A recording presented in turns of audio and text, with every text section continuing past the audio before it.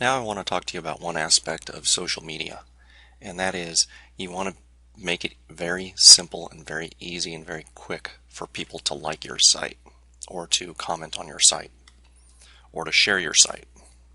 So here's how you do that. And we've already alluded to it when we installed the Sexy Bookmarks plugin. So as you notice on the site, we have a Facebook icon, a Twitter icon, a LinkedIn icon.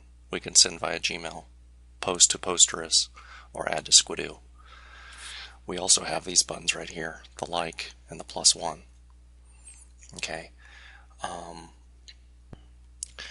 You notice that we put the like and the +1 at both the top and the bottom of the post or the page. You can do it on posts, pages, or both.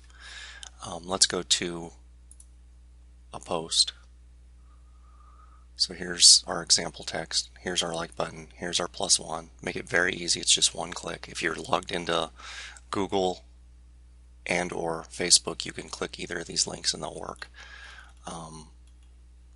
Obviously you have to be logged into Facebook for the like button to work, and you have to be logged into Google for the +1 button to work.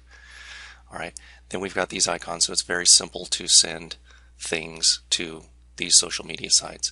As you remember, or may remember, there's a whole lot of places that you can add to that Sexy Bookmarks plugin. They're all here, so that's cool. So the bottom line is you want to make things very, very easy for people to share or like or +1. You know, anything that you can do with social media to make it easier for your viewers to share that content with others is awesome. So keep that in mind.